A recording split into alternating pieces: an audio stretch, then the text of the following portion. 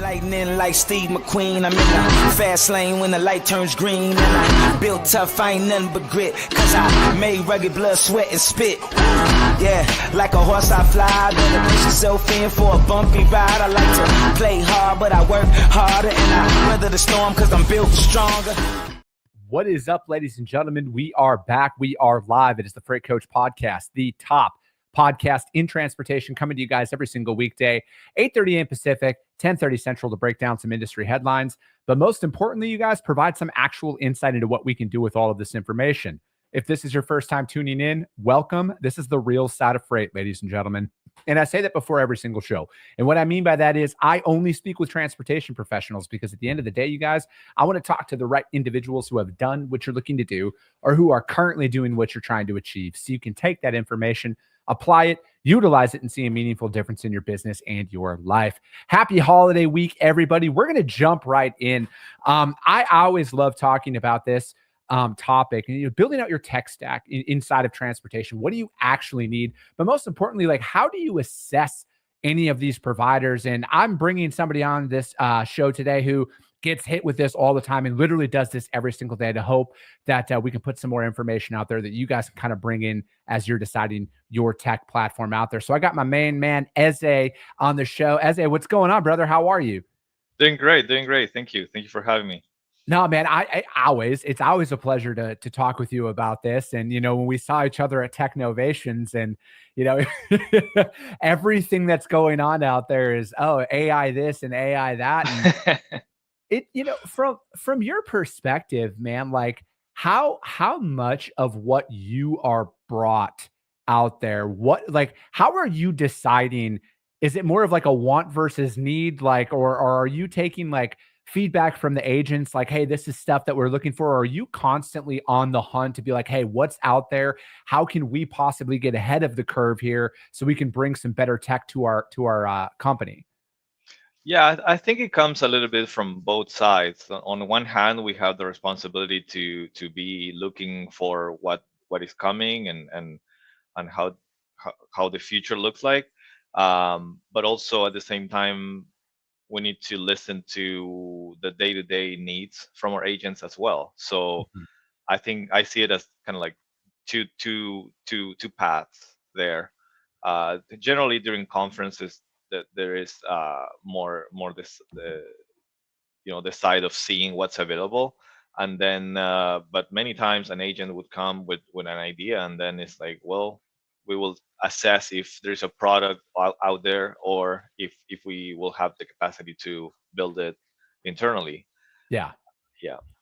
It's because I think like there's so much out there right now, where it's like I see it all the time. It's like, oh, this new piece of tech and that new piece of tech. And, as a broker, I kind of sit back when I see a lot of this stuff and I'm like, all right, who's actually asking for this? Because is a shipper asking for this? Or, and then, but most importantly, is a driver asking for this as well? And, how does that balance out? Because I feel like, what's your opinion on this, man? Do you think that there's too much technology at some point and like it's kind of overstates what you actually need to do as a broker?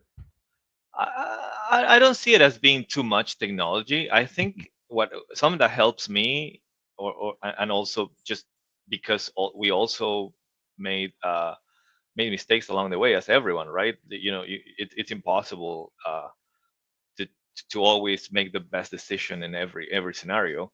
But something that helps is to think about alignment and the outcomes that you're pursuing as a business. And I think sometimes we forget that piece, and then we get entangled in the technology itself. And the technology itself sometimes is not going to solve a problem if it's not in alignment with the outcomes that you're pursuing. So I think maybe a specific vendor that might not be in alignment with one broker, maybe they are the perfect fit for another one. So that's why I also think that there are so many tools and different technologies coming out, because I think everyone is finding their niche and the alignment with specific scenarios. Like, it's not the same being a broker that makes 5 million revenue per year, or someone who makes 100, or someone who makes 500 or a billion, right? Yeah. But it's true to your point also, it's true that shippers are asking for more, right? So there are certain technologies that are going to come from that side. There are carriers asking for other things, so there's going to be technology that coming from that side. And then you have the kind of like peripheral things or that overarching technologies that affect everything, like AI, for example, Yeah. right? So you're going to have all those forces. So that's why I think that explains why there are so many vendors and technology out there, I think. Do you think that, because I think like there, I always look at it, need versus want is kind of my big thing. And, you brought up the different scales of a brokerage, right? You got the $5 million, 50, 500 billion dollar brokers out there and how they each need something different. And then I think knowing that and being like realistic about what you actually need inside of your business, because, not everybody is an agent with an SPI who has, like, you guys are very tech forward thinking in a lot of what you guys do, right? It's not just inside of our operating system, it's with claims, it's with accounting, like everything. You guys are all encompassing of that. And not everybody takes that, but a lot of people sit back and they're like, oh, if that company has that, we need that. And that's not necessarily the case, because I feel like, I say this all the time, man. I feel like as a broker, the one thing you should invest in first is a solid TMS. Like, get that one that has integrations already in with load boards, because I feel like that's the next iteration from a broker's perspective is it's like, all right, you need your TMS. You need a way to source your carriers. And then I would say number 3 is probably back office support, right? Like whether it's a factoring company or, maybe your bank has it for payments or whatever that looks like. I think those are probably the top 3. And then that I think that might take you up a lot further in the revenue game than you really think. Yeah, and I think it's important to have develop the ability to have your own roadmap, and then that roadmap for your business, even if it's not a technology roadmap, it's a business roadmap, Yeah. and then your technology investment, you need to evaluate it against that roadmap, and that's going to clarify a lot of things. Because, yeah, you might buy a piece of technology that makes you book 100 times more loads, but then if you don't have the back office, your back office is not streamlined, then you have a bottleneck in processing all those invoices and paying those carriers. And at the end of the day, you need to add people in those roles, and you're already missing that alignment that initially you needed. Yeah. So maybe even maybe before buying that tool that is going to make you win 100 times more freight, you need to maybe streamline some uh, other part of the process. And I agree with you. I think TMS, and I think one of the main things to look at is integrations. Always the ability to have, if they don't have them, the ability to add them. Sometimes working with the vendor for them to add them, or if you can develop your own, if they have APIs and you can develop your own. I do think there is a lot of for the ones who can invest in it, having some of your technology being custom built. I Yeah. think there is value on that. Not everyone can afford the investment of software development and the risk involved in it too. But I think when it's done properly, I think it's a good combination. That buying some, I would say a good um, guideline would be trying to buy what is very standard functionality. Like, for example, anything related to accounting is quite standard, right? You're not Yeah. going to reinvent that. A TMS, order management, it's quite standard. So you're not going to build your own TMS. But there are maybe certain integrations, certain customizations that you might want to do that are very specific to your business. Those, I think, make sense sometimes to build. And building not always mean building a full application. Yeah. Sometimes you can build stuff with you know tools are available. Like today is really easy it's easier than ever to build as well. So Okay. yeah. So how do you think, like, how do you decipher a lot of what gets thrown at you from like an opportunities perspective, right? Because I could only assume the amount of cold emails and outreach you get from tech companies that are out there inside of freight. how would you assess, maybe what advice would you give to somebody who doesn't like, how would you put it into a bucket? Is it a revenue producing bucket that the outreach goes into? Like, hey, is this a shipper who's asking for this? How do you kind of decipher like what you look at? And a lot of that is more geared towards, not everybody has your expertise out there as a, but these, there's other business leaders inside of this industry that get this exact same bombardment of outreach, and they want to improve their business, but they might not have the budget to do it. So how do you kind of decipher what's worth exploring and what's not? Yeah, I think I'd like to come back to the idea of the business roadmap, right? So if if you know the outcomes that your business is pursuing on a specific time frame, uh, you wanna focus on the tech offerings that are in line with where you're at in your roadmap, and Mhm. try to not go too far in advance, and try be being patient. Sometimes that is better to build up a solution, even if it's a partnership with a vendor. Building up over time is better than trying to get a fast quick result. But yeah, I qualify them into, yeah, revenue generation opportunities. Sometimes is related to efficiency. Just you're trying to make a certain process more efficient, and that will free up time that then you can take into revenue generating activities. So everything end up being revenue generating somehow, right? Mhm. Indirectly or directly. And then there are also the cases when a shipper is asking for a specific need, and in those cases, many times we just stop doing what we're doing, and then we go right away into building or buying, mostly building in our case, but or Mhm. buying the tool that the shipper is asking for, if that business worth the the investment, right?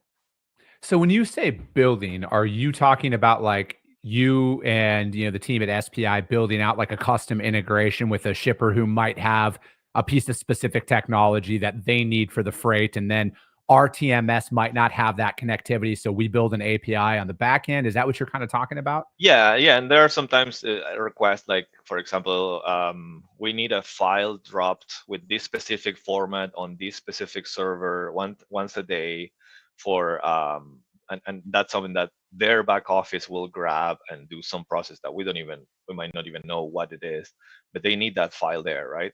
And that might be just a scheduled job that we create to do that, or it's mostly those requests that are kind of out of the Mhm. ordinary. And yeah, exactly what you said, like the maybe the TMS doesn't have that specific functionality, and we just yeah, build it out. What are your thoughts with where freight tech is as a whole? Like maybe if you don't want to answer this, I completely understand. But I feel like there's a lot of noise out there and not a lot of like actual necessity for that inside of a brokerage, right? And because it's like I go out there and I see a lot of these new companies coming up. And again, I'm a capitalist, I'm an entrepreneur. I'm not saying this shouldn't be a part of the market, but how much of it is noise as opposed to like actual applicability inside of a broker's business? Or is it more of a pipe dream 5, 10 years away? Or, like, because I just see a lot of this, and we'll talk, AI in particular. And this isn't a knock on any AI company in general, but I feel like it's the latest buzzword that's being thrown around out there. And again, I want to be a billionaire tomorrow too, right? Who doesn't? Who doesn't want to go out there? But like, is that something that is, I know AI is here and it's a powerful tool, but is this something that needs to be seriously taken at, or is there so much noise out there on the AI buzz in the tech world, like not just freight, but like tech in general, that it's being oversold, overpriced, and everything else, and it's not necessarily that much of a value add in today's dollars?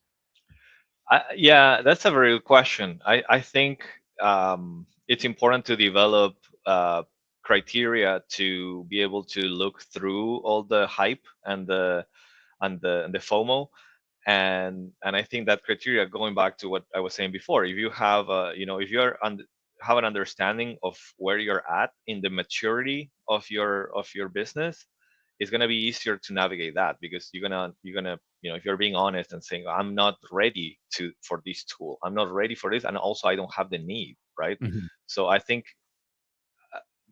making your needs drive your decisions, it's a good idea.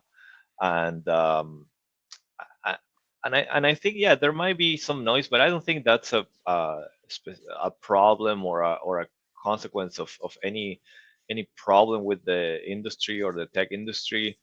I think part of it is also related to how software software companies operate, and the fact that, you know if you're a software startup, it's hard, and Yeah.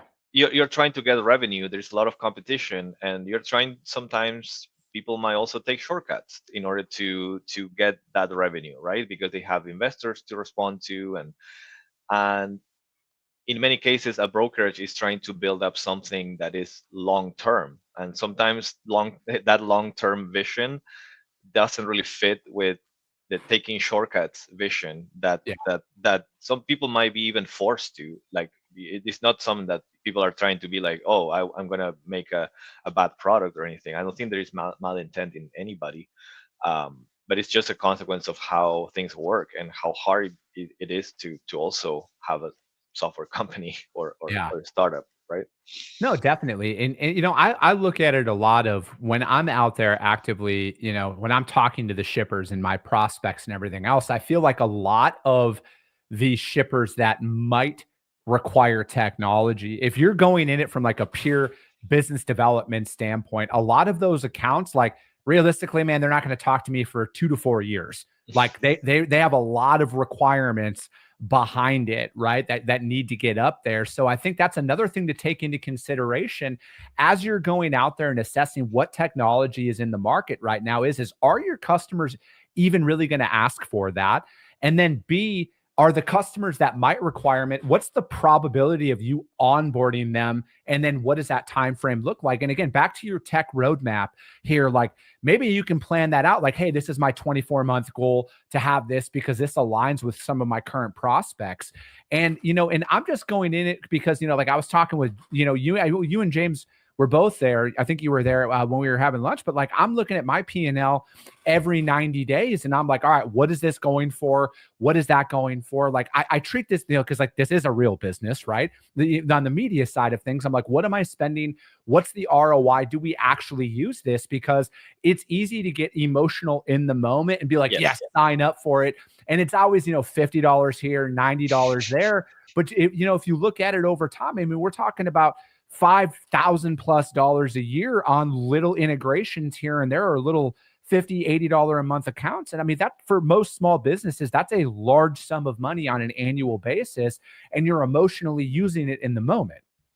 Yes, and I think, yeah, it's important to evaluate that return, and also be completely honest in if you're really ready to do what is needed to make a technology project succeed. Because a lot of the times, even if the technology is good, you need to be able to support the changes needed in your organization sometimes. Mhm. Let's say if you incorporate tools to automate your tender process, well, then you need to think about your compensation model, because there might be resistance from people that might feel that there's some sort of threat there, because you're automating something that they're doing.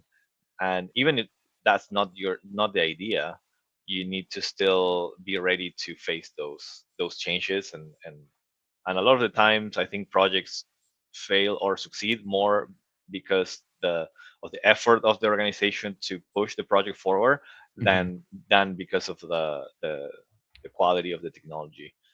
And going back to what I said before, because I don't want to sound like, um, I think it's okay sometimes to partner with someone who is building up their product, as long as they are honest and they're Yeah. like, well, we are building this up.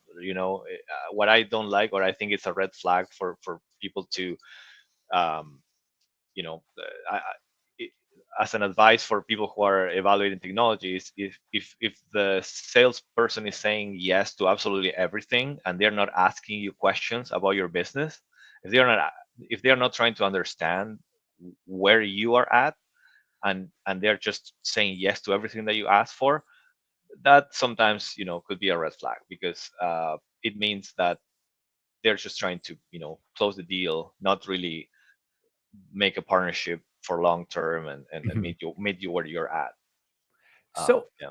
yeah, I mean, I think that's a really good point, and being honest about the platform's current capabilities, because otherwise you're locked into a contract, and you were told that it was a thing, and then you find out it's 6 months down the road, and then you realize it's 6 months down the road before they even start about having a conversation about doing an integration and everything. And I'm actually, it's funny because I'm listening to Mark Benioff's audio book right now, and he talks about that and how Salesforce, they kind of flipped everything on its back, and they're like, no, we are a pure monthly subscription. Like, you do not, with no long-term contracts, none of that stuff. If you're not happy with us, you can cancel it. And I'm at the point in the book where they're starting to talk about that. Do you think in freight tech that's going to eventually make its way in here? Again, I don't know every companies contracts, or do you think it's going to switch to more of a pure SaaS model where it's like, hey, it's a 30-day thing, there's no long-term contracts anymore? And do you think that would help companies, at least the sales reps of these tech companies, be more honest about their capabilities, because now they can't say that, get you locked into a 12-month contract, because you'll cancel in 30 days if you don't actually have what you're promising in the sales pitch? I think that changing the model should not be needed to achieve that transparency and honesty. I think with the current model, like Yeah. should that should be just the standard. Um, I think it's tricky because also it's hard to maintain a technology startup, right? It's hard to get the revenue, and it's hard to build software that is good quality and cost effective and that is cheap. You cannot have it all. So that, if you're Salesforce, you have more structure to kind of like back that up, right? Like you can have that monthly subscription model, but you have millions of customers, right? Mhm. As a freight tech startup, it might be harder to offer that, because you're gonna go on you're gonna be at a loss for a while, right? And then eventually, if that company doesn't make it, then you are leaving those customers, in, with that void, right? Yeah. So I think there needs to be a balance. And I think also, as customers and as a customer of a lot of freight tech vendors, I think it's fine sometimes to have that long-term contract, as long as there is the transparency of what the product is and Mhm. where it's at. If that's transparent, then I think it doesn't really matter if it's monthly or if it's, uh, 12 months, 24 months. Actually, sometimes we prefer doing a 3-year term, because you can get actually a more, closer collaboration. And contract is not a problem. It's like, we're not worried about the contract now. Let's worry about making this project succeed. Like, Yeah. that's out of the way. Like, yeah.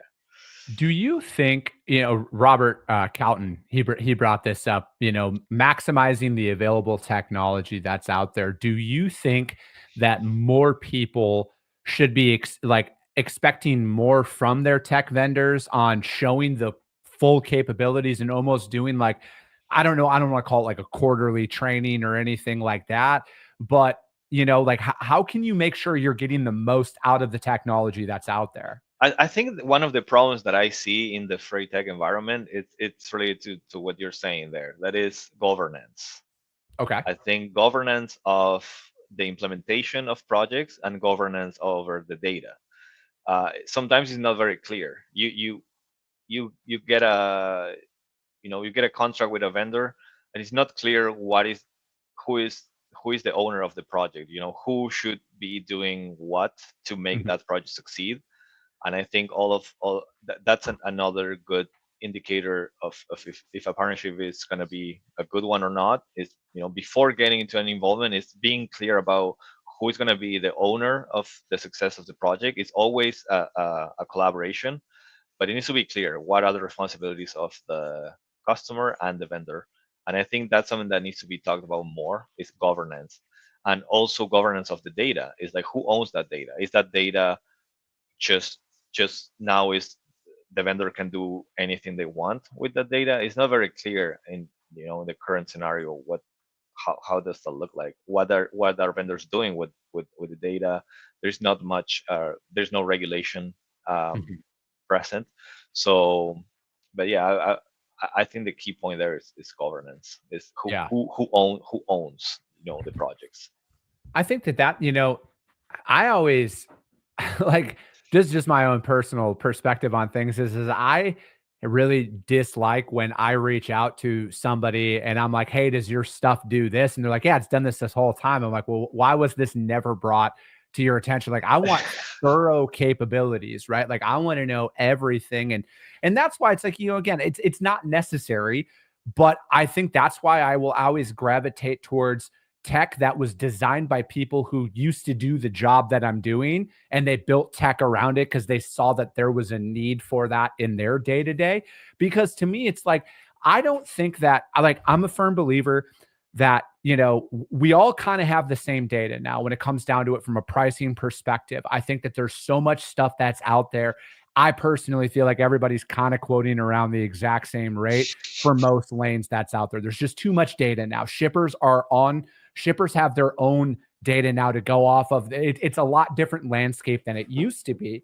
So it's like, for me, it's just like those little things, those little soft skills that I look for about how do I increase my output, right? Like, how do I get more quotes out in a day? Like, when I'm dealing with an issue on one load and another customer of mine reaches out for a rate, how do I make sure that that's getting responded to in a timely manner? And then if I win that, how do I make sure that that load's getting built in a timely manner and everything else? So those are the big things to me from like a workflow perspective. That's what I want to invest in the most, because I need to be faster, right? Like, no matter what, it's a game of speed in most instances. Sometimes it's not the cheapest rate, it's the fastest rate that got back to the customer.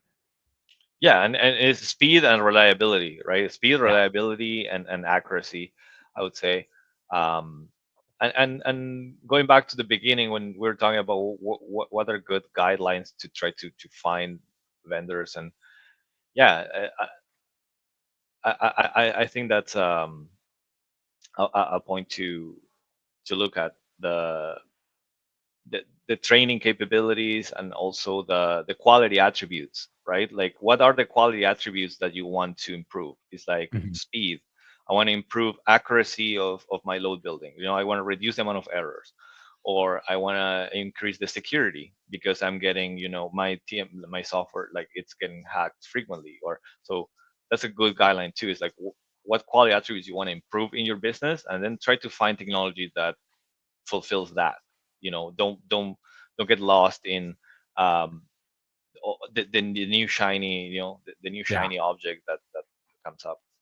And that's where I'm at too, right? Is I feel like there's a lot of shiny objects that are out there, but I think your advice, Eze, about knowing where you're at in your business and building out a tech roadmap to that, and kind of how that aligns with certain revenue markers. And again, like, I look at it like this, like you sometimes you got to invest in stuff before, I don't want to say before you can afford it, but like sometimes you need to take that risk and invest in something, like there's going to be a shipper who's going to come to you at some point and say, "Hey, we have this. If you want to move our freight, it costs X to do it every single, like that's going to be a real decision that you need to make. So that's going to be a cost benefit analysis there. Is it worth it? Is your team able to fully maximize that?" And And I think, you need to take the time to do it. It takes time, it takes an effort, and a lot of people are also say, "Oh, I want to maximize my investment," but then you need to also spend the time analyzing the data, downloading data, and like going through it, and really going through that exercise of finding the opportunity and being honest. Because yeah, maybe you partner with a vendor and they agree on give you training, but then you're never available for the training. You yeah. don't have the time to do it. So it's a commitment from both sides. Yeah. No, and you need to invest in that. You need to find the time to make it work, and it's not going to come in that 9 to 5. But as always, man, I appreciate you coming on. Like, I learned so much every time I talk to you about this, because a lot of people need to start taking a more pragmatic look at how they're investing and deploying capital out there to invest in their technical infrastructure of their business, as opposed to, oh, it's AI, boom, I'll spend $5,000 a month on that, or whatever that is, like it's got to be like, what's the ROI? Is it applicable to my day to day? And, I know I'm fortunate as being an agent with SPI, knowing that you're out there and, and this is everybody inside of SPI. And, again, shameless plug. This is why I love working inside of SPI as an agent is you guys are constantly on the forefront, whether it be technology, insurance, everything, to make sure that we are given the best tools out there to succeed in business. So I can't thank you enough for all that stuff, man. Thank you, Chris. Thank you very much. And hey, that's going to be it for today, you guys. We will be back tomorrow. We got a guest coming on tomorrow, but it's Thanksgiving week, everybody. Get a hold of your shippers, your receivers, find out when they're open, closing down, all of that stuff so you can stay ahead of it.